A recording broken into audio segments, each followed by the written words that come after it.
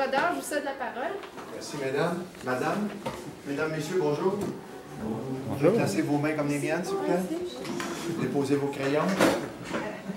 Surveillez bien le mouvement de mes mains et essayez de suivre exactement ce que je fais.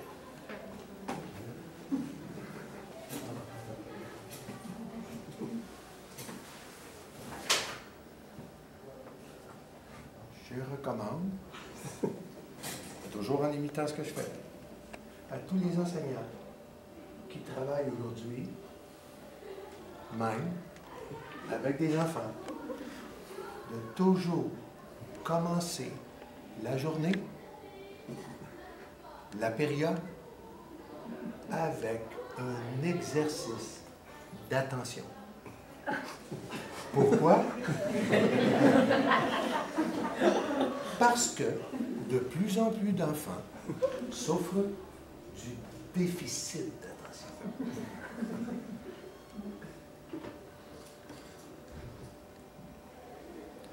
Bonne période. Merci. Mesdames, messieurs, ça a l'air d'une blague. Je commençais mes cours d'éducation physique comme ça par une période qui durait 3-4 minutes. Éducation physique, j'étais professeur d'éducation physique. Et ça ressemblait à du tai chi. Parce que je n'avais vu une fois quelqu'un à la télévision. Je faisais à peu près n'importe quoi là-dedans. Et les élèves étaient attentifs. Quand je l'ai eu essayé une fois, je me suis dit, il faut que je garde cette habitude-là. Calme, attention totale, et ensuite, on est de bonne humeur. Qu'est-ce qui va se passer aujourd'hui? Voilà ce que tous les élèves veulent entendre quand ils arrivent dans un gymnase pour une période. Je suis intéressé au phénomène de la violence chez les jeunes depuis 1986.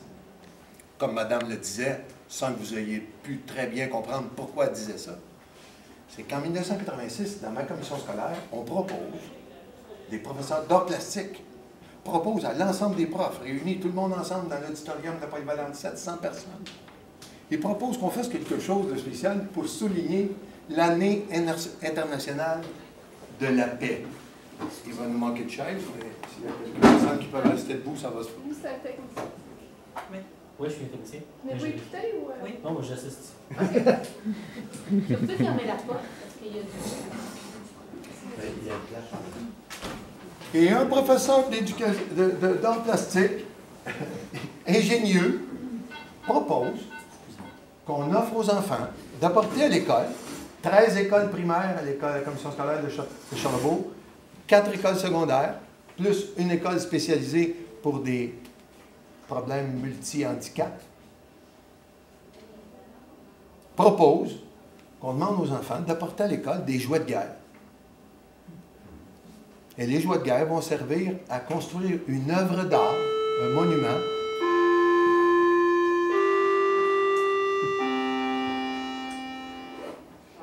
pour la paix, monument pour la paix. Avec un petit peu de jouets de guerre, on a un petit monument pour la paix. Avec pas mal de jouets de guerre, on a un assez gros monument pour la paix. Avec beaucoup de jouets de guerre, on a un énorme monument pour la paix.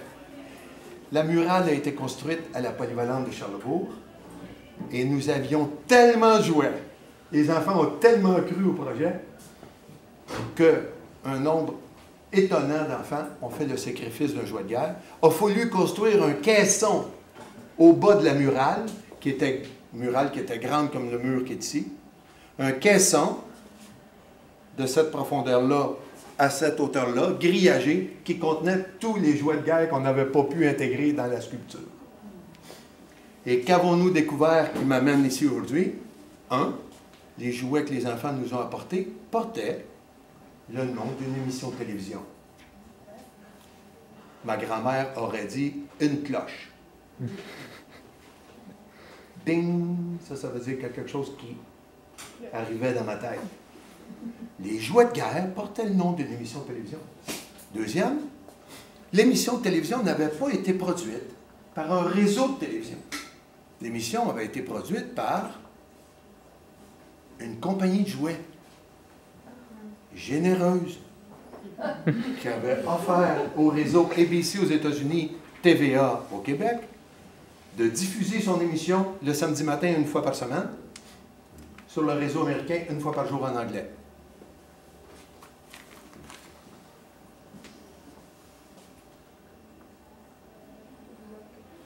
la compagnie payait un réseau pour diffuser l'émission. L'émission commençait à passer en septembre, octobre, et mesdames, messieurs, en novembre 1986, le Père Noël téléphonait n'importe où en Amérique du Nord. Californie, Province-Maritime, Yukon, Floride, Québec. N'importe où, le Père Noël téléphonait. Et qu'est-ce que les enfants voulaient? Le jouet qui était vivant dans l'émission de télévision produite par la compagnie de jouets Hasbro. Nous découvrons ensuite que la plus grande quantité de jouets portait deux noms très précis. Le jouet le plus apporté s'appelait G.I. Joe. Le jouet, le deuxième plus apporté, s'appelait Transformer. L'émission de télévision G.I. Joe comportait 84 actes de violence à l'heure. L'émission Transformer véhiculait dans les maisons d'Amérique du Nord et dans les cerveaux d'enfants 81 actes d'agression à l'heure. C'était les deux émissions les plus violentes en nombre. La conclusion étant que voici une compagnie qui a, nous l'avons appris par la suite en faisant enquête, qui avait engagé des psychologues, diplômés, docteurs en psychologie, qui avait expliqué aux concepteurs de l'émission comment on intègre la violence dans une émission pour enfants pour que l'enfant vienne regarder l'émission, donc l'attirer. Deuxième, une fois qu'il commence à la regarder, qu'il soit attrapé, qu'il soit plus capable de s'en aller. Et troisième, qu'il soit complètement captivé par l'émission qui était présentée. Dans les conférences que j'ai données entre 1986 et 1990, je me souviens d'avoir donné une où on avait réuni des élèves de 6 classes, de maternelle et de première année. Et quand, dans ma conférence, j'ai nommé G.I. Joe, les enfants étaient tous assis sur une chaise. Quand j'ai nommé G.I. Joe dans ma conférence, parce qu'on regardait comment G.I. Joe réglait les problèmes. Il chicanait parfois G.I. Joe. Qu'est-ce qu'il faisait? Quand j'ai nommé G.I. Joe, messieurs, dames, j'ai 7 petits garçons qui se sont levés debout, ils ont quitté leur chaise, et qui ont fait ça dans la salle.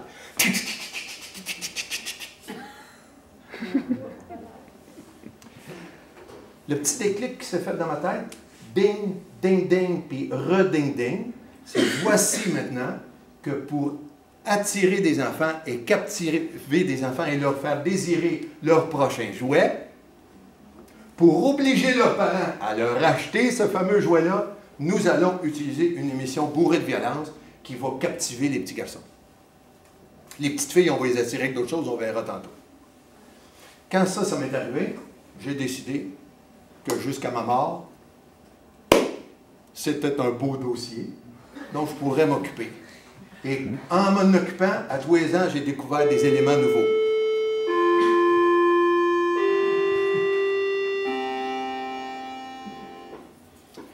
J'ai donc commencé à donner des conférences toujours sur la prévention de la violence, étant basé sur le principe que nos enfants vont apprendre à ne plus faire de violence lorsqu'ils vont comprendre que le modèle violent qu'ils imitent, c'est celui qui leur a été proposé par la télévision. Hasbro n'avait pas fini de faire de l'argent avec les enfants et les parents d'Amérique du Nord. En 89, ils avaient à vendre des tortues ninja. Est-ce que quelqu'un en a vu passer dans sa cour d'école? Merci. En 93, la compagnie a eu besoin de vendre des Power Rangers. Qui en a eu connaissance? Et en 1999, la compagnie a eu besoin de vendre des Pokémon. Qui en a vu passer? Mesdames, Messieurs, quand des enfants jouent aux Pokémon dans votre cour de récréation, dites-vous bien que ce n'est pas un hasard. C'est le résultat d'un type de comportement qui a l'air d'être présenté à l'écran comme un divertissement fictif, mais pour l'enfant, la fiction, c'est un monde extraordinaire. C'est un monde réel pour l'enfant, la fiction. Donc, quand il joue à cour de récréation, il veut jouer à quelque chose qui ressemble à ce qu'il a vu. Il n'est pas fou, il est en pleine santé. Mais il y a quelqu'un qui a imprimé dans sa tête tous ces comportements violents-là. Et inévitablement, il y a des enfants qui le font. Un jour, je décide d'offrir au congrès de l'AQEP, l'Association québécoise des éducateurs du primaire, un atelier sur les enfants manipulateurs. Je dis, écoute, je donne toujours des ateliers sur la violence, prévention de la violence. Je vais essayer les enfants manipulateurs. Je vais vous expliquer pourquoi tantôt j'avais eu l'idée de choisir ce thème-là. Hey, habituellement, j'avais 75 participants dans les ateliers que je donnais. Un atelier sur les enfants manipulateurs, 200 personnes se présentent. J'étais moi-même complètement renversé. Je commence d'abord par faire raconter aux gens qui sont dans la salle, pourquoi avez-vous choisi un enfant sur le pouvoir grandissant des enfants manipulateurs? Et je me fais raconter pourquoi les enseignants et les enseignantes qui sont là ont choisi ce thème-là. Qu'est-ce qui m'avait donné l'idée? Imaginez-vous qu'un jour, j'étais invité à Ottawa, dans une école réputée, dans un quartier réputé violent. J'avais vu apparaître dans le journal qui est distribué tous les jours gratuitement dans les écoles d'Ontario, le journal Le Droit, distribué gratuitement dans toutes les écoles francophones, une vingtaine de copies, une vingtaine d'exemplaires. J'en prends un, je lis, et j'apprends à la page 6 ou 7 qu'il y a un nouveau phénomène qui s'est développé au cours des dernières années.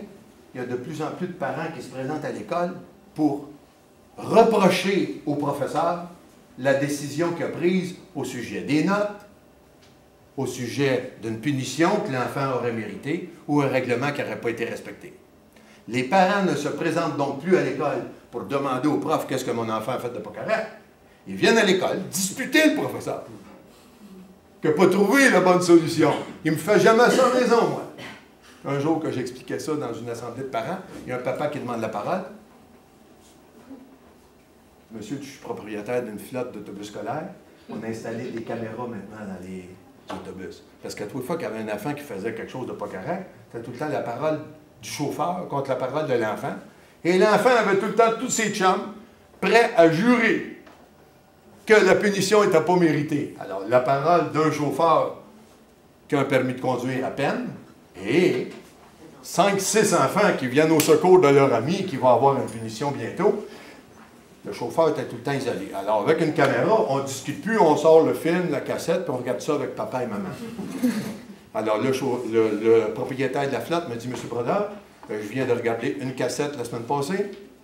Quand le papa a eu fini de regarder la cassette où on voyait son enfant à l'œuvre, il s'est tourné vers moi et il m'a dit, « Ça se peut pas, c'est truqué ton affaire. » Même avec la cassette, il ne pouvait pas croire que son enfant avait fait toutes ces choses-là qui ne seraient pas acceptables à ses propres yeux. Donc, le parent se comporte de plus en plus comme un client qui va chez Canadian Tire. Voici mon enfant, élevez-le. Oh, vous ne l'avez pas élevé comme il faut. Oh, vous lui avez donné une punition. Oh, vous êtes trop méchant. Alors, il revient chez Canadian Tire avec l'enfant. Service à la clientèle. Il m'assoit sur le comptoir et dit, c'est vous autres qui vous êtes trompés. C'est l'approche client en éducation. Pourquoi j'avais choisi d'offrir un atelier sur le pouvoir de manipulation des enfants? J'avais découvert, en faisant des lectures, que la télévision n'influence pas seulement le comportement violent des enfants. Elle influence aussi leur relation avec leur papa et leur maman. Il existe dans les écoles de marketing d'Amérique du Nord un cours qui s'appelle le NAG Factor. N-A-G Factor. Une technique de publicité qui consiste à s'adresser aux enfants et à leur présenter son papa et sa maman comme étant des personnes retardées. Ils sont passés date. Mon papa et ma maman sont passés date. Ils ne comprennent pas. Deuxième chose que j'avais comprise aussi, c'est que la violence, c'est pas tout le temps il y a un coup de poing, puis un coup de pied, puis une insulte verbale. Il y a aussi un sport qui se pratique très jeune maintenant dans les écoles primaires qui s'appelle le bitchage. Qu'est-ce que le bitchage? Oh, oh, oh, oui, monsieur! Ah, on s'accorde entre nous autres. Toi? Ben, déjà vu. Qu'est-ce que tu penses que c'est le bitchage? Même chose qu'elle dit. Ça, c'est la méthode élémentaire. 101, bitchage 101, c'est comme il vient de dire. Bitchage 102, ou 201, c'est faire circuler une rumeur dans le dos de quelqu'un sans que la personne qui est victime de la rumeur puisse se défendre. Elle ne comprend pas. Tel ami ne veut plus se tenir avec, telle autre personne ne veut plus se tenir avec, il est isolé, il est tout seul. On rit de lui, on le regarde en chuchotant dans les oreilles, et ça blesse, mes amis. Ça blesse autant un cœur d'enfant que si un élève de sa classe avait pris un crayon, un stylo, il l'avait rentré dans son bras. Il ne pourrait pas nier, il y a une marque. Mais bitchage, aucune trace. Quand j'ai écrit mon premier article là-dessus, sur ce sujet-là, le Nag Factor, pour le site Internet Petit Monde, qui reconnaît Petit Monde? Voilà, les personnes qui n'ont pas levé la main, prenez ça en note, Petit Monde. Ça donne des conseils aux parents d'enfants d'âge préscolaire et primaire. J'ai fouillé dans le dictionnaire pour dire qu'est-ce que je vais prendre comme mot de vocabulaire pour appeler Nag Factor en français. Un très joli mot. Asticoter. Achaler ton papa et ou ta maman, ou la nouvelle conjointe de papa, ou le nouveau conjoint de maman, ou le nouveau conjoint de papa. Hein? Fait la aiguille. L'écœurer jusqu'à temps qu'il nous donne que son... Ça marche. Et ça marche. Et une enseignante à qui je donnais l'atelier que vous suivez en ce moment, me disait, monsieur, elle prend parole, elle raconte qu'elle avait une élève, à tous les fois que l'enseignante disait non. Méchant, ça, quelqu'un qui dit non. Il y avait une de ses élèves qui ne la lâchait pas puis qui l'éprenait pour lui faire lâcher prise. Alors, un jour, elle lui dit, pourrais-tu rester à récréation 2 minutes? Je voudrais pas jaser un peu avec toi. Qu'est-ce que j'ai fait? T'as rien fait? J'ai besoin de toi, besoin d'un conseil. Et elle se fait expliquer par l'enfant pourquoi cet élève-là insiste tout le temps pour faire changer son prof d'idée et changer la décision. Quand ça fait 6 ou 7 fois que je le demande à ma mère, finalement, elle change d'idée. Elle transforme un non en oui. Mesdames, messieurs, il n'y a rien de nouveau là-dedans. On avait un seul papa et une seule maman dans notre temps, puis on savait comment naviguer pour aller obtenir un oui. Mon père, moi, disait tout le temps, demande à ta mère. Parce qu'il savait que des fois, il avait déjà pris la décision, puis le moment, il n'était pas content. Alors, il y en avait, c'était arrangé entre eux autres, il y en avait une qui donnait la décision. Aujourd'hui, un enfant a en moyenne 3,9 par an. Imaginez-vous toute la navigation qui est possible pour un enfant. Oui, monsieur? Moi, il y a quelque chose qui est déjà arrivé avec ma mère et mon père. J'ai demandé à mon père une permission. Mon père a dit, organise-toi avec ta mère. J'ai demandé à ma mère m'a dit, organise-toi avec ton père. Donc, les deux étaient un peu embarrassés avec ce que tu demandais. Et tes parents, les parents qui t'ont mis au monde, ils vivent encore ensemble, quoi? Ah, ouais. Oui. Mais est-ce qu'il y a beaucoup d'élèves dans ta classe qui ont des parents séparés? Regarde-moi bien dans les yeux. Au Québec, en ce moment, plus que 55% des enfants vivent dans une famille non traditionnelle, recomposée ou parents qui vivent seuls. Donc, cette relation-là avec mon papa et ma maman, elle est fragile. Et quand j'apprends qu'il y a une compagnie, des compagnies qui utilisent la technique du Nag Factor pour pousser les enfants à harceler leurs parents, je suis dégoûté. Je souris en ce moment, mais je suis dégoûté. Et je me suis dit, ils font de l'argent avec l'affaire, moi je ne fais pas une scène, mais je vais certainement me battre contre ça. Remarquez à partir d'aujourd'hui, tous les messages publicitaires où les parents ont l'air d'imbéciles. Regardez bien. Ils ne disent pas à l'enfant, regarde ton père, il est imbécile. Non, ils montent une famille et la maman ou le papa est imbécile. J'ai vu Lise, je ne sais pas qui est humoriste, là. Ouais, son fils essayait de faire cuire une toast ou faire cuire un œuf.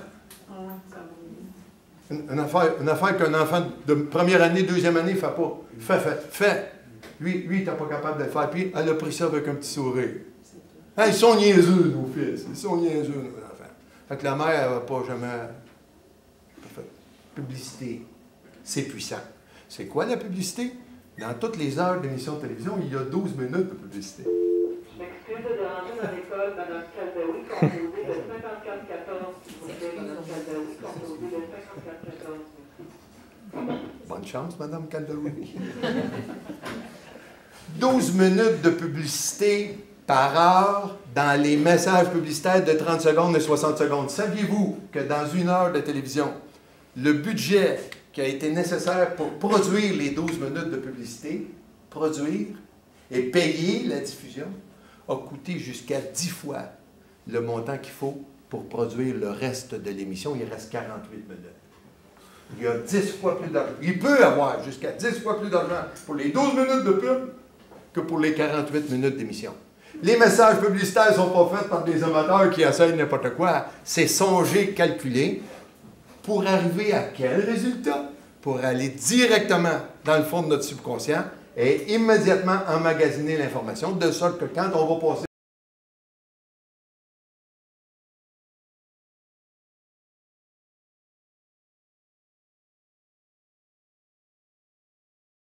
il te manque ça. Oh, ton papa ne veut pas te l'acheter. Là, c'est méchant, ton papa. Il ne te comprend pas. Et la blague qui fait le plus rire les parents quand je donne le même atelier aux parents, mais pas tout à fait pareil, mais quand même un peu, c'est la technique la plus souvent utilisée dans une école pour manipuler mon papa et ma maman. Je reviens de l'école. Mes parents m'ont toujours dit non à une chose que je veux avoir. Et voici la méthode que j'utilise. C'est ça. Nous autres, c'est pas, on n'a jamais le droit de rien faire. Tous mes amis à l'école, moi, je sais pas qu'est-ce qui m'est arrivé de tomber dans une famille comme ça. Il est victime. Il a appris à se présenter aux yeux de ses parents, comme une victime, et ses parents trouvent ça triste. Et ils disent, bon, OK, pour une fois, on va essayer. Voilà pourquoi j'ai installé les 2 premiers items qui sont au tableau. Monsieur a levé la main. Oui, j'ai travaillé 5 ans en publicité, alors avant d'aller chez l'université. Puis je fais en 6e année un atelier sur le sens critique. Et j'ai appelé ça le parfait bonheur de Barbie et Ken. Et je fais une chose en premier que les élèves, j'en prends 3, j'ai mis en avant. Et dès que j'étais sorti dehors, puis là, je leur demande, juste par rapport à l'influence, comment un groupe influencé qui est de masse. Et là, je mets les enfants dehors, puis là, j'arrête, je dis, là, on va le faire un tour. Alors, je vais donner 4 calculs mathématiques. Et à la fin, vous allez voir, là, ils vont dire la même chose que vous. On demande 10 plus 5. J'ai dit à la fin, puis à la 4e, on va dire 50 plus 50. Et là, ils vont dire 5, là, vous allez dire 99. Alors là, après ça, je demande aux jeunes, ils rentrent dans la classe, je leur donne des trous. Après ça, je dis 50 plus 50, ils disent 100. Non, combien 50 plus 50? Ils disent 99. Je demande à l'enseignant 50 plus 50, 99. Et je demande aux jeunes 50 plus 50. Ils disent 99. Non!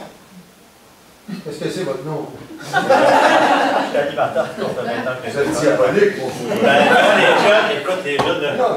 ils me regardent, là, puis écoute, ils n'en viennent pas, ils pensaient jamais. Ça, il y a un deuxième phénomène. C'est le phénomène du mimétisme. Tout le monde le fait. Moi, je ne veux pas être à part des autres. Alors, je fais. Dans le sens, c'est le monde des influences, ça va se faire que. J'ai déjà écrit aussi toute la supercherie du Père Noël, là, la grosse bouteille de coke. Là, ça, j'ai vu une émission de 2 heures là-dessus. Là, ça vous dit comment fonctionne la publicité. C'est incroyable. C'est quand toute l'histoire de Coca-Cola, ça va passer 2 heures. Et écoute, c'est exactement ça. C'est de là que ça vient. Sujet numéro 3 dans mon plan de match d'aujourd'hui pour me présenter à vous. Quels sont les facteurs qui ont le plus influencé la vie des enfants qui sont nés durant les 25 dernières années? Oui, monsieur. Ben, 12 minutes de pub dans 1 heure. Oui. Et monsieur, vous m'obligez maintenant à préciser combien de temps on regarde la télévision quand on est jeune aujourd'hui. Beaucoup, il a fait des tours. Et des tours? J'ai fait le projet de télé à mon école et j'ai fait un sondage et la moyenne d'une école de 350 élèves est de 36 heures par semaine. Hey, c'est proche d'une semaine de 40 heures. Alors, mesdames, messieurs... C'est 50 par jour, la norme canadienne. Oui, moyenne. Oui. La Kaiser, c'est bien ça, là? C'est une source importante. Kaiser, K-A-Y-S-E-R. Kaiser Family Foundation.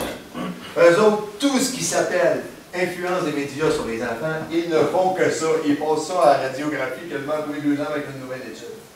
Eux, ils ont additionné combien de temps un enfant d'aujourd'hui en moyenne passe branché. Ils donnent un cas. Même si tu as 2-3 appareils ouverts dans ta chambre. Ta télévision joue, tu fais du chat et tu as tes écouteurs et l'oreille. Bon média. Eux autres, ils ont tout additionné et ils ont fait une moyenne. Madame, 44 heures et demie. La moyenne, c'était 36 heures. Il faut comprendre qu'il y en a qui vont aller jusqu'à 48 et 52 heures pour les 6e années, dans une semaine. Attends, C'est ok. Oh! Non, mais la fin de semaine, la fin de semaine, mais... La fin de semaine, ils se lèvent le matin à 6 heures, là, puis ils regardent la télévision jusqu'à 9-10 heures le soir, le samedi, le vendredi, puis le samedi.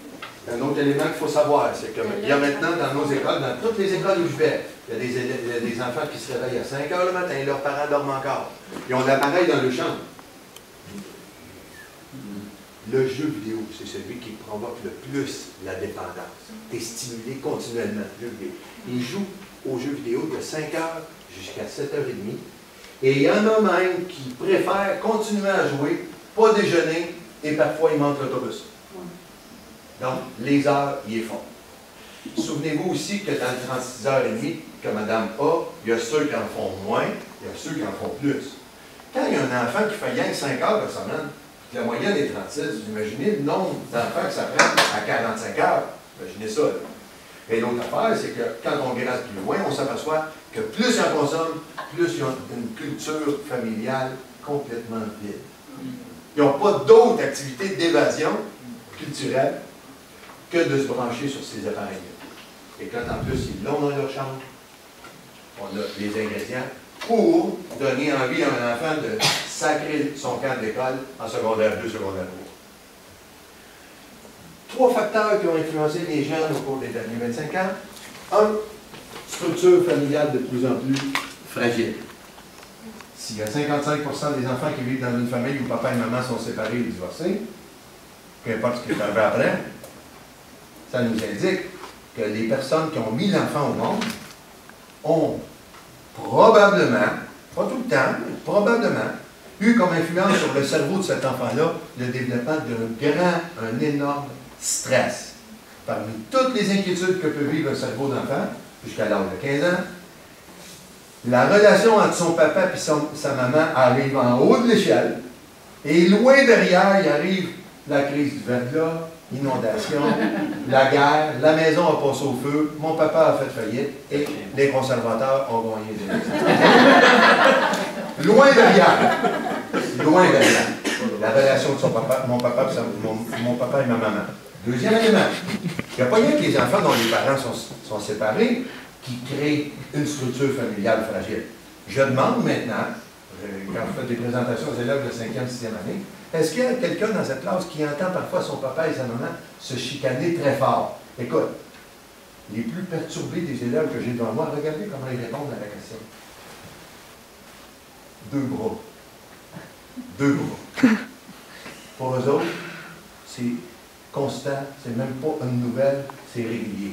Et ça affecte le stress du cerveau et sa capacité d'attention en classe et de matin. Deuxième phénomène qui a augmenté au cours des derniers 25 ans.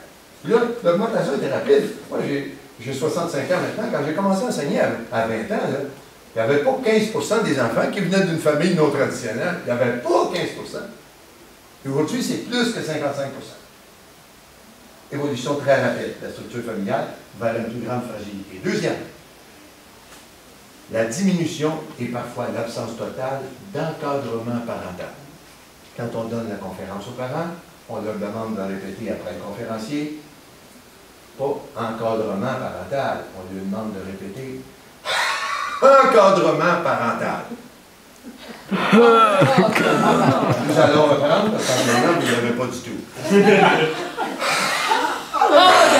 Encadrement parental. Pourquoi encadrement parental est-il maintenant sous la lettre A dans le dictionnaire? Parce que exercer l'encadrement parental, ça a l'air de plus en plus épuisant. Et l'enfant a besoin d'encadrement. Le parent d'aujourd'hui ne veut plus représenter l'autorité. Ça sent mauvais, l'autorité. C'est pire que la même bol de toilette. Ils ne veulent pas jouer ce rôle-là. Alors, quand on l'exerce à l'école, c'est normal qu'il nous arrive, contrarié par la façon dont on l'a exercé. Ils font plus ça de même. Alors, ce phénomène-là, il s'est produit pour vrai. La fragilisation ou parfois l'absence totale d'encadrement parental. Et troisième phénomène, l'exposition massive, la consommation massive de médias. Télévision, jeux vidéo, ordinateur, film, et le film, on peut le regarder 5, 10, 15 fois, vous savez si vous avez déjà vu des enfants, et musique. Et depuis 10 ans, qui c'est qui est le plus populaire en musique dans nos écoles? Le chanteur éducatif Eminem. Qui le connaît, juste pour voir, Eminem? Merci. Qui connaît le chanteur éducatif Snoop Dogg? Merci. Et quelques autres, à qui je ne fais pas de publicité. Mais il y en a. Et qu'enseigne-t-il aux enfants? Que c'est cool d'appeler une fille une slut en anglais. Qu'est-ce que c'est une slut? Je pense que je vais laisser faire pour ce truc de question. Hein? Parce qu'on a un groupe hétérogène, vous comprenez? Alors, on va y aller. Voilà. Moi, je suis maman. Et puis, je me reconnais, mais en même temps, ben, je me dis, il y a la fatigue des parents aussi. Moi, à un moment donné, là, de répéter, puis de dire non, c'est toujours être négatif, dire non, non, non. Puis, on fait tout ça, puis ça va, puis dit non, non, il y a mieux jouer à l'ordinateur que d'aller faire quelque chose. Bon, à un moment donné, c'est épuisant, ça. Puis, on a nos semaines dans le corps. Et qu'à un moment donné, on laisse aller. Exact. Puis, écoute, ça s'occupe de nos enfants. Ils sont tranquilles quand on est mère avec ces enfants. Mais il y a un prix à payer, c'est ça que je vous dis. Et on va voir tantôt quel est le prix à payer. Ça se fait pareil. Moi, j'ai pas plus détesté mes parents pour autant. Puis moi, ma mère, ordinateur, Internet, tuer des bébés, non. À un moment donné, on avait, mettons, 5 heures de semaine à écouter par semaine. T'es pas maman encore, toi? Non. Alors, regardez madame. Regardez madame. Non, mais eux, ils l'ont fait avec moi. Oui, donc c'est que t'es capable de le faire. Mais c'est ça, ça se fait. Ouais. Ah oui, j'ai crié, mais regarde. Tu fais une coupe de punition, on parlait de la porte dans la chambre. Ah oui? Plus ça. Oui. Ton souris. Où sont les papiers de toilette qu'il y avait tantôt? Ouais, sur la place, on l'a. J'ai dit, je pense, dans le fond. C'est l'enlève. Ah ben oui. Il y a une personne qui m'a demandé à la ligne. Ben, moi, j'utilise le même truc que la publicité, je pense, au niveau de mes enfants, je peux dire. Là. Je pense que je leur ai fait un lavage de cerveau, puis depuis qu'ils sont très petits, je les martèle avec une information qui est contradictoire à ce qu'ils ont, puis à un moment donné, ça devient leur message à eux aussi. Mon garçon, le plus vieux, il a 8 ans, il n'a jamais joué à un jeu vidéo dans la maison. Une fois rarement quand il va chez son cousin, qui en a déjà 3, là, de la même âge, là, incluant oui, tout ça. Ma sœur, que j'aime beaucoup, mais quand même, m'arrive avec un vieux jeu vidéo de 2 ans. Là. Pour elle, c'est vieux, parce que bon. C'est vieux. Puis elle donne ça à mon gars, là. Puis là, elle rit, là. Là, je dis, gars, moi, je suis pas d'accord, je te l'avais déjà dit. Elle dit, oui, mais il est vieux, puis moi, je connais une de mes amies qui utilise ça comme moyen de récompense. Bonne journée, 10 minutes, une autre bonne journée, 10 minutes, et à la fin de la semaine, s'il y a eu 50 minutes, j'y en donne 60. Bon, c'est vrai, c'est pas bête. Et je décide de faire ça. Deuxième journée, mon gars, il avait usé le système, là. Il fait quelque chose avec sa soeur, il l'ostine, la chicane pas, il me dit, ah, combien de minutes j'ai perdu de jeu vidéo? J'ai dit, safe fini, t'as pas perdu de jeu vidéo, il y en a plus de jeu vidéo. Fait qu'il a même pas réussi à avoir 10 minutes de jeu, parce que moi, je me suis dit, je ne veux pas donner l'importance aux jeux vidéo dans la maison, je ne me mettrai pas à parler de ça toute la semaine, malgré le fait qu'ils ne jouent pas aux jeux vidéo. J'ai dit quoi, on va être rendu qu'on va s'ostiner sur le nombre de minutes de jeux vidéo, puis ils ne jouent même pas aux jeux vidéo. Et l'effet pervers, le réciproque du principe que tu as proposé ta soeur, si je peux me permettre de tutoyer, c'est que maintenant, quand il peut l'avoir, ah oui, j'ai rendu une récompense. C'est comme une récompense alimentaire. On va voir tantôt que c'est pas. C'est ça. Je me demande si ça serait pas possible qu'on garde des interventions pour la fin, parce que j'ai vraiment envie de voir toutes les... Vous avez un grand appétit. Oui, j'en ai. Alors, mesdames, messieurs, troisième phénomène, le temps consacré aux médias par les enfants d'aujourd'hui, les responsables des médias voulant toujours à la recherche d'une augmentation de l'audimat en France, de la cote d'écoute ici, cherchent n'importe quel truc. Et quand ils s'aperçoivent qu'il y a un truc qui marche, ils ne l'abandonnent pas. Plus ils ont de monde qui regarde leur programme, plus ils peuvent aller voir un annonceur et dire, regarde, oui, j'ai 32 personnes qui regardent mon programme, OK, on va donner 25 cents pour passer notre message publicitaire. Oh, tu en as 10 millions! Oh, alors on va te donner plus. Le revenu qu'ils peuvent tirer des annonceurs augmente avec la cote d'écoute. Donc, c'est leur marché. Dans cette consommation de télévision, la quantité de violence a augmenté aussi. Qu'est-ce que ça vient faire? C'est que la violence, plus il y en a, plus les enfants deviennent désensibilisés. Quand on dit que la télévision influence les enfants, on pense aux élèves qui imitent une Ninja ou n'importe quel personnage. L'imitation dans le phénomène de l'influence des médias, c'est à peu près comme la petite pointe de glace blanche qu'a vu le capitaine du Titanic, ou le personnel, l'équipage, lorsqu'ils ont regardé à l'horizon pour voir s'il y avait du danger pour le bateau. C'est aussi loin que ça de nous autres, la pointe de la banquise. La pointe qui perce le Titanic, c'est celle qui est en dessous de l'eau. La partie qu'on voit s'appelle imitation, les enfants qui imitent ce qu'ils voient.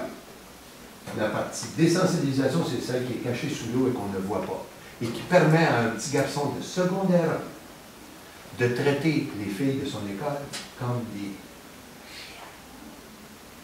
Si je faisais parler des enfants qu'il y a là, puis je leur demandais qu'est-ce qu'ils entendent le plus souvent comme insulte dans leur école, ils me répondraient ce que j'entends dans toutes les écoles où je vais. Et je leur demande pas de fouiller dans le dernier mois ce qu'ils ont entendu. Juste aujourd'hui puis hier, qu'est-ce qu'ils ont entendu comme mot le plus blessant utilisé par leur école? Et les mots blessants, ils sont nombreux, ils sont constants, et on devient c'est ça qui est dramatique. On a donc besoin, pour intervenir comme ça, d'abord d'avoir un plan de match dans l'école. Madame est une maman, elle peut avoir son plan de match dans sa maison chez elle, et je l'encourage à en avoir un, et je l'encourage à suivre les conseils qu'on a énumérés dans le cahier que j'ai apporté avec moi, qui vient de sortir des presses la semaine passée. Il y a des conseils aux parents dans la maison chez vous. Mais qu'est-ce que vous diriez si maintenant on avait un plan de match pour l'école complète? Deuxième, pas un plan de match qui occupe tout le monde dans l'école pendant une semaine, et après la semaine de la non-violence, mettons, après la semaine de la cabane à sucre, après la semaine de la bonne alimentation, après la semaine de la brosse à dents, et la semaine de la feuille d'érable, la promenade en forêt. Ça veut dire qu'au bout de la 7e semaine, la non-violence est enterrée, est sédimentée.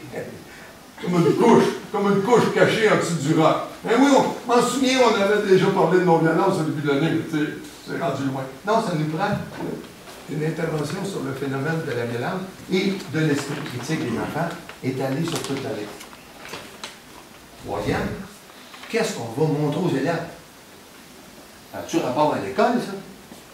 Voici les 3 compétences que je propose aux écoles et que nous exploitons et que nous développons chez les enfants où nous intervenons avec EduPax. 1. La capacité d'expression. L'enfant d'aujourd'hui pense que la capacité d'expression, ça s'appelle Jeff Fillion ou les grandes gueules. Ça, c'est le contraire de la liberté d'expression.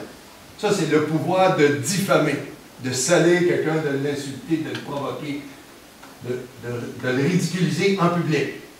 Qu'est-ce que c'est, la capacité d'expression? C'est, mesdames, messieurs, être capable de comprendre que j'ai des sentiments, j'ai des émotions et j'ai des idées, et je suis capable de les exprimer. Quelqu'un qui est privé de ça, qu'est-ce qu'il y reste pour s'exprimer? Les coups. On a donc besoin de développer la capacité d'expression chez les enfants d'aujourd'hui, surtout chez les petits garçons. Pas les mettre à part dans une école, comme certaines personnes ont l'air de se penser modernes de faire, quand ils mettent... Non. Ils vivent encore des petites filles, mais ils sont capables d'exprimer des émotions et des sentiments. Deuxième compétence qui est sous-développée chez les enfants d'aujourd'hui, le sens critique. C'est sûr que quand tu passes 44 heures par semaine à te faire laver le cerveau parce que là, ce que vient de dire ton père et ta mère, je mets ça dans 2 plateaux de Balaam, l'opinion de ton père et ta mère, quand ça lève dans les airs, ça disparaît. Ça, c'est important.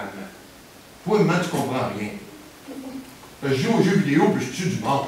Ah oui, tu sais, je tuerai pas personne, là. Mais voyons, t'es dépassé. Sens critique.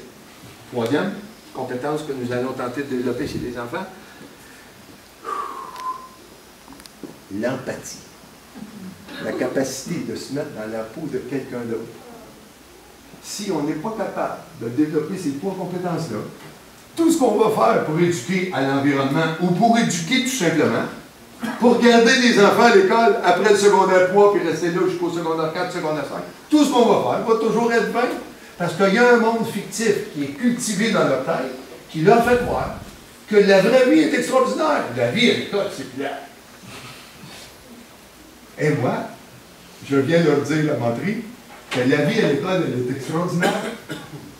Si tu n'es pas capable d'en profiter, tu manques le bateau, mon gars. Réveille-toi. Nous développons donc les 3 compétences. Et pour développer ces 3 compétences, nous avons découvert, par accident, comme la plupart des découvertes qui se font dans le monde, je suppose, un truc qui permet d'allier toutes ces connaissances-là théoriques, la compréhension du problème qu'on a, théorie, avec pratique. Et nous avons découvert ça en 2001. Chicago Tribune. Les charmants médias, je reçois un email qui me dit que le docteur Thomas Robinson, professeur de médecine à l'Université Stanford en Californie, vient de dévoiler les résultats obtenus grâce au programme SMART, Student Media Awareness to Reduce Television. Ces résultats viennent de paraître dans le Journal of the American Medical Association, Collège des médecins des États-Unis, un article de 7 pages qui explique exactement comment il a mesuré la violence avant et après, dans 2 écoles. Une école où il y avait un programme de prévention de la violence, un autre où il y avait le programme SMART. Pas une école où il n'y avait rien, puis une école où il y avait quoi? Un programme de prévention de la violence avec des formations des médiateurs et toute l'équipe. L'autre, fermement la télévision. SMART. Et que constate-t-il, Robinson? 10 jours, pas de télévision mental. Seulement 66% des enfants ont réussi. Ont essayé, n'ont pas réussi, ont essayé, 66%. Le tiers, un petit peu plus le tiers, 40% ont réussi à fermer complètement tous les appareils pendant 10 jours. Quand les 10 jours sont terminés, Robinson continue de coacher les élèves et les parents pour garder la consommation de petits écrans à moins de 7 heures par semaine. Raisonnable, hein? Et au bout de 20 semaines, Robinson revient comparer la violence dans les 2 écoles. L'école A où il y a des médiateurs maintenant, et l'école B où on avait fermé la télévision puis gardé le contrôle de 7 heures. 20 semaines après, messieurs, dames, si c'était un médicament, Robinson sera millionnaire. Réduction de la violence physique de 40%, réduction de la violence verbale de 50%. Quand la période a... non, le côté SMART. Il a comparé SMART avec l'autre. 40% de violence verbale plus basse que là. Et 50% physique, pardon. 40% physique, 50% de violence verbale de moins que l'autre école. J'ai envoyé des emails je suis en retraite. Le lien dans toutes les conférences qui ont rapport à la violence, à l'influence des médias. Je suivais ça, moi, depuis ma découverte avec G.I. Joe et Transformer.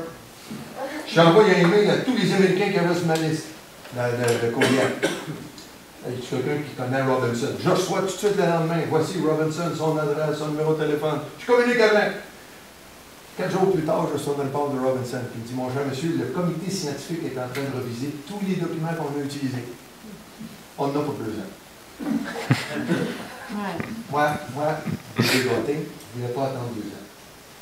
J'ai donc recueilli et rassemblé tout ce que j'avais fait depuis 1986, 88, 89, jusqu'en 2000, tout ce que j'avais tenté comme expérience avec des enfants pour développer leur sens critique, pour les habituer à dire ce qu'ils pensent, capacité d'expression, et pour développer leur empathie. J'ai tout mis ça bout à bout, puis je me suis dit, je me fais mon propre programme. J'ai été voir le ministère de la Sécurité publique du Canada et du Québec. On m'a donné 50 000 $ pour expérimenter mon programme dans des écoles de la région de Québec, en partenariat avec l'Association des comités de parents. J'ai pas été voir le syndicat des enseignants, parce que je voulais avoir l'association des comités de parents. Les parents qui vont rôler après moi dans l'école, parce que je fais fermer la télévision, s'ils ne sont pas contents, c'est leur association, je ne suis pas vraiment. Je me suis couvert. Et mesdames, messieurs, regardez bien les résultats qu'on a obtenus. D'abord, on a eu beaucoup plus de participants à la fermeture des médias pendant 10 jours. Beaucoup plus de participants que Robinson avait eu. On est allé jusqu'à 75% d'enfants qui ont réussi 10 jours complètement fermés. L'école Saint-Basile-le-Grand, la dernière école qu'on a faite en 2007, 96,5% des enfants ont tout fait pour essayer de garder la télévision fermée. On avait... Pardon? Les parents qui t'ouvraient. Non, les parents, dans le programme que j'avais créé, moi, Lui, Robinson, il ne faisait pas ça parce que les parents ne venaient pas aux réunions. Moi, je leur envoyais une lettre, mesdames, messieurs, on a un programme assez spécial. La télévision va être fermée dans votre maison chez vous pendant 10 jours. Il arrive dans la salle le soir. Le gymnase est plein. La moitié qui arrive content. L'autre moitié qui arrive fâché. Ceux qui arrivent fâchés, ils ont poussé leur travail, dans ça comme ça. C'est toi, c'est tout qui va revenir faire la télévision chez nous. OK, explique tes affaires. Nous expliquons le programme. En gros, à peu près le cheminement qu'on a fait ensemble aujourd'hui. Et nous allons donner à vos enfants le vouloir et le pouvoir, vouloir et pouvoir garder la télévision, jeux vidéo et ordinateur fermés pendant 10 jours. On va leur donner ça. Mais on ne leur donnera pas ça si vous ne dites pas oui. Et ce soir, le dernier point à l'autre jour, à la fin de la conférence de Jean Brodeur, c'est le vote. Le vote. Mais mesdames, messieurs, dans toutes les écoles où nous allons, le vote est unanime. On a près de 100 écoles maintenant qui ont expérimenté ce programme-là, qui s'appelle le défi de la dizaine sans télé ni jeux vidéo. Enquête, l'émission Enquête à Radio-Canada, 30 minutes de reportage. Il y avait une petite cabine privée dans la classe de 5e année. Et les enfants pouvaient, tous les jours, il y avait une demi-heure à leur disposition, ils pouvaient se renfermer dans la cabine, tout seul comme une salle de toilette, puis ils sont face à la caméra, puis on doit dire ce qu'ils veulent. Et je me souviens, moi, je ne savais pas moi ce qu'ils allaient dire. Personne ne sait ce qu'ils vont dire tant que tu ne débobines pas la cassette pour voir ce qu'ils ont dit, les enfants. Et là, le premier petit gars qu'on voit à l'écran dit « J'en peux plus. » Je pense que ma tête va éclater. Et là, il ne regarde pas la caméra, il regarde la tête. Je suis vraiment découragé. Il y a 3 familles qui ont accepté d'avoir des caméras dans la maison chez eux, placées à l'endroit où sont les ordinateurs, où est la télévision, où est le vidéoscope. Et on voit la famille qui discute des fois, qui chicane. Et on voit même une famille qui ont 6 ordinateurs dans la maison. 2 grands garçons, 6 ordinateurs. Un papa, une maman, et les petits gars jouent sans arrêt. Ils arrivent à l'école, ils font ça. Et là, les parents discutent et reviennent d'une fin de semaine. Et le père dit quand même, il dit, on a 6 télévisions, mais ils ne parlent pas à la caméra, ils sont juste entre eux autres dans la famille. Il n'y a pas de technicien, la caméra est au plafond, comme ça, dans le film. Et là, il dit, quand même pas si pire que ça, là, tu sais, on la regarde peut-être une couple d'heures, bon, voyons, Paul, tu sais, on part voir ma mère une fin de semaine en congé, on va rendre visite à mes parents. Quand on revient, les enfants ont hâte d'arriver, ils demandent d'aller plus vite. Ils ont hâte de sauter ces moniteurs de choses. Tu sais, voyons, ouais, c'est vrai, ça. Fait qu'eux autres, ils acceptent de se préparer. Tous les appareils dans cette maison-là sont restés fermés pendant 10 jours, les 6. Et à la fin, il y a un des petits gars qui se présente dans la cabine et qui dit à la caméra, vous ferez bien qu'est-ce que vous voudrez. Ben, il va vous dire quelque chose. Si vous essayez ça, ça peut changer votre vie. Le petit gars de 5e année, il y a 10 ans. Alors, mesdames, messieurs, nous avons une compréhension du problème. Je l'ai présenté synthétiquement parce qu'on n'a pas l'éternité pour vous présenter ça aujourd'hui. Et on a des compétences à développer qui ont rapport à notre travail de professionnel de l'enseignement. On est là pour enseigner. Ce que nous allons faire pour préparer les enfants aux 10 jours sans télévision, c'est en lien avec notre programme éducatif, médias et communication, environnement et consommation, vivre ensemble et citoyenneté. Il y en a un 4e. Santé bien-être. L'enseignant que vous? J'enseigne pas, je fais une maîtrise de spirituel et d'engagement communautaire. Puis vous autres, les enseignants, vous êtes le savoir. Alors, mesdames, messieurs, nous avons un projet. Est-ce que c'est fermer la télévision seulement qui produit le résultat qu'on obtient? Je ne pense pas. Je pense que fermer la télévision, c'est comme la cible pour laquelle on décide de s'organiser. Parce que garder ça fermé du jour, toute une école en même temps, ça demande des précautions et de la préparation. là où est la force du projet, c'est dans tous les ingrédients qu'on met dans la préparation. On met 3 mois à préparer une école complète. Et quand on essaye avec une école secondaire, les résultats sont encore plus émouvants, bien qu'on ait un petit peu moins de participants. Et ce qui nous étonne, c'est que même des étudiants de secondaire, parce que des étudiants de secondaire, ça n'a pas la voiture de tête pour ça là. Ça a tout au moins un gros. Parce qu'on n'est rien, on est un adulte, on rentre en classe. Nous autres, on ne connaît rien, lui, il ne connaît pas. Alors, on les prépare à ça, et les élèves qui ne l'essayent même pas, eux autres mêmes, quand on leur demande d'évaluer l'expérience, ils veulent tout qu'on recommence. Pourquoi? Parce que ce qu'ils ont découvert sur l'influence de la télévision, même s'ils ne l'ont pas formé, ils sont contents d'apprendre ça. Toutes les techniques de manipulation publicitaire utilisées pour faire aux êtres humains, pour faire désirer aux êtres humains des choses dont ils n'ont vraiment pas besoin. Pas maintenant. J'ai juste une question concernant les 3 facteurs. Pensez-vous que le fait que la discipline aujourd'hui n'est plus pratiquée comme avant? Je compare par exemple un parent que tu réponds à tes parents 2-3 fois puis tu reçois la plaque du GIEC puis moment donné parce qu'il y a une violence physique. L'enfant, finalement, se sent un peu la même chose à l'école. Est-ce que je suis, parce que c'était pas dans mon temps, mais les enseignants pouvaient prendre une règle et t'en balancer une. Donc, les plus jeunes, les enfants avaient une certaine peur par rapport à l'autorité. Tandis qu'aujourd'hui, l'autorité, c'est je vais prendre l'espèce de lait, puis j'ai appris tel jeune, tu me touches papa, puis j'apprends tel jeune. Fait, par rapport aux parents qui voudraient à un moment donné, ça va faire. Là, je ne sais pas si vous pensez que ça peut avoir un rôle. Parce que je vais vous dire, même si ça n'avait, je vous dirais que cette porte-là, c'est même pas une option. Non, je ne veux pas pour dire que non. Et ce que je vous dis, c'est qu'il faut dire, si ça, c'est plus accessible, il va falloir moderniser notre façon de comprendre la discipline pour être capable, nous, de ne pas s'en aller à burn-out. Ça, je ne vous ai pas dit ça tantôt. Combien de personnes quittent le travail dans les écoles aujourd'hui? Quittent pour le burn-out. Écoutez bien, les amis. Quand j'ai commencé dans l'enseignement, il y a 45 ans, 2-3% des absences au travail étaient dues à des problèmes du système nerveux. Savez-vous quel est le pourcentage d'absence en milieu scolaire au Québec en ce moment qui est dû à des problèmes du système nerveux? Plus que 50%. Plus que.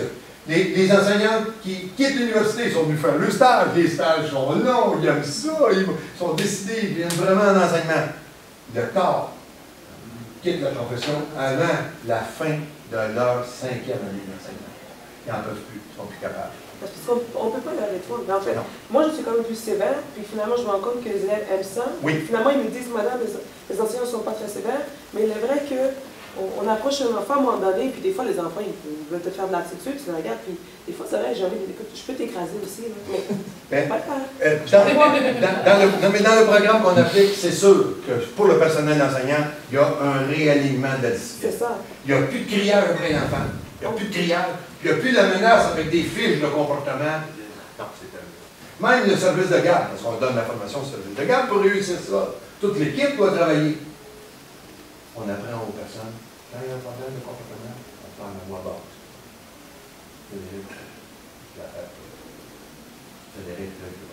La première fois, il n'est pas habitué. Qu'est-ce que j'ai fait? J'ai rien fait, même pas moi de rien. Non. Je t'ai pas accusé de rien. Je veux parler avec toi. 2 minutes. Alors, on est obligé de réaligner. Je ne donnerai pas le réalignement de la discipline. Et la discipline doit être réalignée à l'école et à la casa. À la maison. Moi, des parents qui arrivent à l'école pour chialer après les profs, ça fait partie ça, du B.A.B.A. pour être parent. Quand tu entends dire qu'il s'est passé quelque chose, que tu trouves qu'il n'y a pas d'allure à l'école, toi, tu ne dis pas un mot devant ton enfant. Tu ne dis pas un mot devant ton enfant. Toi, tu es président du gouvernement familial. Que tu sois l'enfant, le parent de cet enfant-là ou pas. Nouveau parent associé, parent recomposé, pas grave. Tu entends quelque chose, tu enregistres. Tu vas parler ton enfant, et ensuite tu communiques avec un adulte. Nous, les adultes à l'école, et vous, les adultes à la maison, nous sommes dans la même équipe. Et à toutes les fois que tu vas babasser quelque chose contre l'école, dis-toi bien que tu es en train de poignarder ton équipe. Et si tu as quelque chose dans l'église qui vraiment s'est passé, qui n'a pas d'allure, puis c'est le professeur qui est en tort, tu vas aller régler ça avec lui ou avec elle. Même chose entre parents. Tu as une chicane à avoir avec ton conjoint ou avec ta conjointe, mon conseil est très simple. louer un motel. Et vous autres, vous riez pas fort, mais les parents, ils rient très fort. Et je leur dis, vous avez loué des motels quand vous étiez célibataire? Oui ou non? Qui a loué des motels quand tu fréquentais ces... Alors, mesdames, messieurs, quand une discussion, vous sentez que le ton monte, stop, time out, on prend rendez-vous demain soir. Et vous allez être capable de régler la question et vous allez pouvoir vous réconcilier sur place. Ça, là, les parents adorent ça. Et ils comprennent pourquoi on dit ça. Parce que la source de stress est là quand mon papa et ma maman disent ça. Oui, moi, j'ai déjà regardé, là, mais les médias, c'est même pas vrai ce qu'ils disent. Quand j'étais petit, je pense que j'avais 3-4 ans, j'avais vu à la TV une annonce de Qatar, de Qatar. J'avais été acheter ça chez Dollarama, mais ça, j'avais 10 ans quand j'avais acheté ça. Avec quelques-uns de mes cousins, il y avait 5-6 cousins. Je l'avais acheté, puis après 10 minutes, toutes nos gars étaient pétés. Il marchait même plus.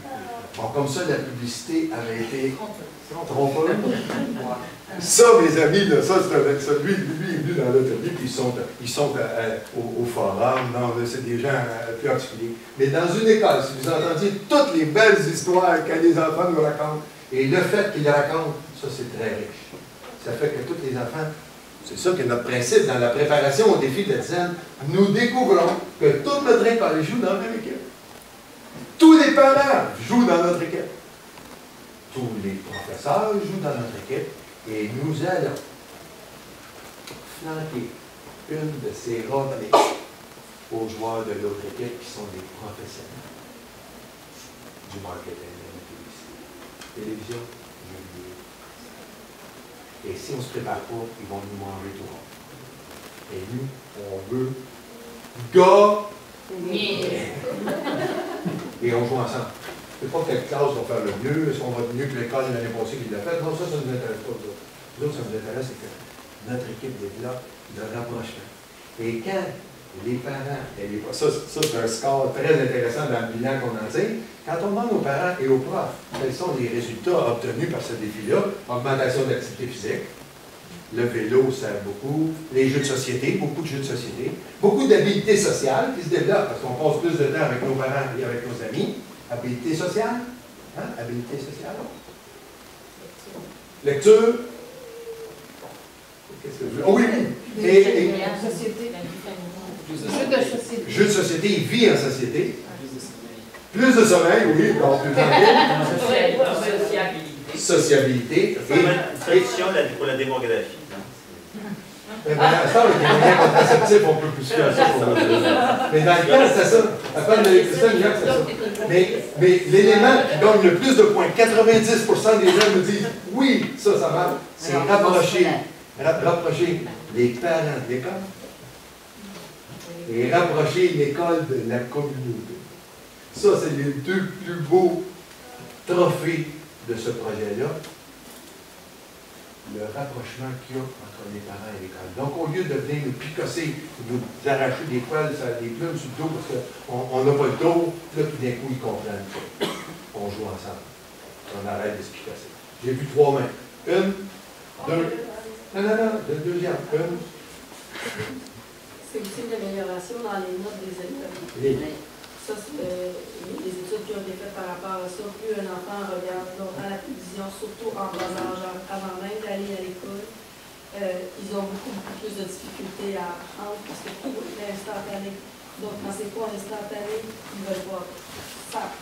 Vous me permettez de rappeler à tout le monde que quand la télévision, l'ordinateur et les jeux vidéo sortent de la chambre de l'enfant, les notes montent de 10 points.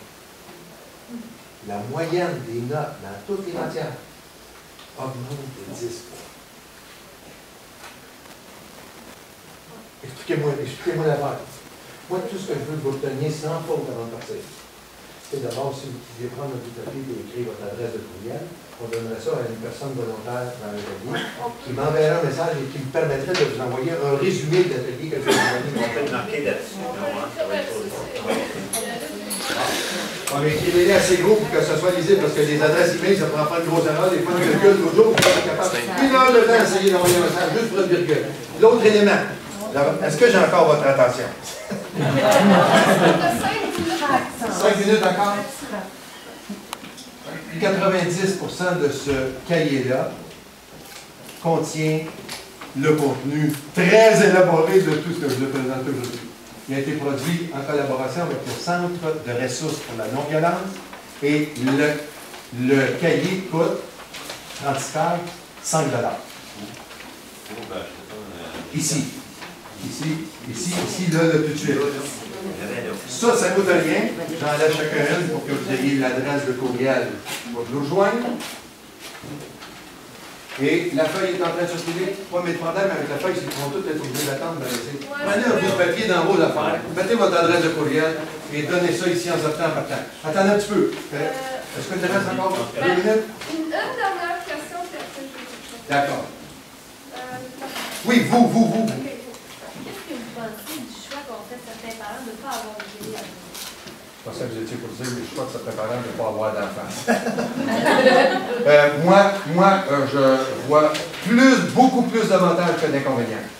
Est-ce que vous me demandez, moi, est-ce que j'ai pas de télévision à la maison? Je vous dirai non, j'ai une télévision à la maison. Et la télévision, c'est moi qui décide, comme président du gouvernement familial, le temps pendant lequel cet appareil-là va être allumé. Je viens de lire une recherche qui est sortie au mois de juin. Statistique Canada fait une enquête pour vérifier l'impact des médias sur l'obésité. Moi, je croyais que la télévision rendait obèse parce que les enfants qui regardent la télé sont assis. Et parce qu'ils mangent du popcorn. Je pensais que c'était ça. Eux autres, ils ont découvert que quand tu regardes la télévision, ton métabolisme, la circulation électrique qu'il y a dans ta tête, qui donne la commande aux produits chimiques que tu secrètes pour digérer tes aliments, ce métabolisme-là est affecté rien que par le fait que tu es devant la télévision. Le métabolisme de quelqu'un qui dort est de 0,9. Le métabolisme de quelqu'un qui regarde la télévision est à 1,0. Le métabolisme de quelqu'un qui est assis dans le même fauteuil que pour regarder la télévision et qui est en train de lire un livre est de 1,3. Ça n'a pas l'air de vous étonner, personne de l'air de s'en aller. Est-ce qu'il y avait une autre intervention? Non, on n'a pas le temps, je m'excuse. Merci beaucoup. Non, en ce moment, il va y avoir des applaudissements. Écoutez bien. Dans la rue, je vous explique les applaudissements, je connais pas comment. Vous avez trouvé ça pas pire, regardez. Vous avez trouvé ça pas pire, regarde, on a tapé comme ça. Vous avez trouvé ça pas mal bon, un petit peu plus fort. Vous avez trouvé ça très bon. Vous tapez très... Non, pas de sifflage. Et vous tapez très fort, puis ça ne durera pas longtemps. C'est parti.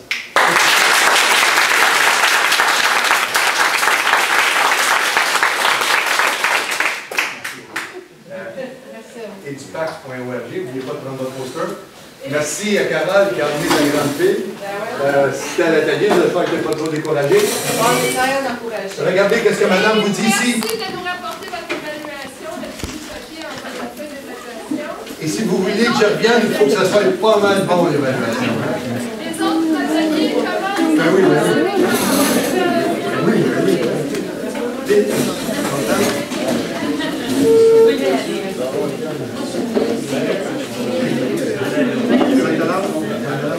il y en a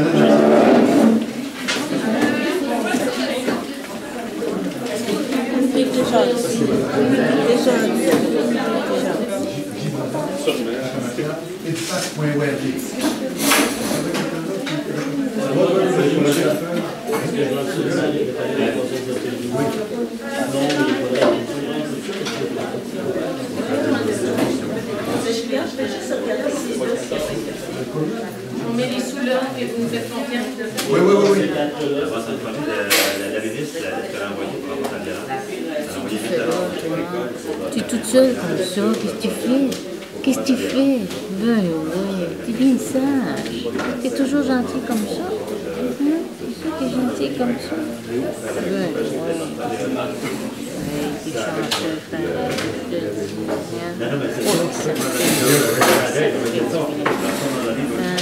Il faut l'expérimenter de là. C'est le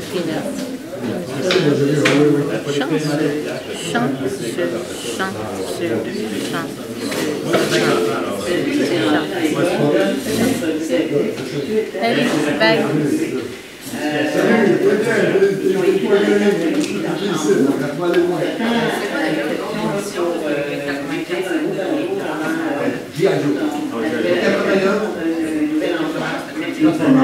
Et la clé d'émission en ce moment s'appelle South Park. Il tue Kenny à peu près. $5, vous mettez ça là. C'est mes derniers. Ils sont tous en ligne. Je suis contente de l'avoir fait.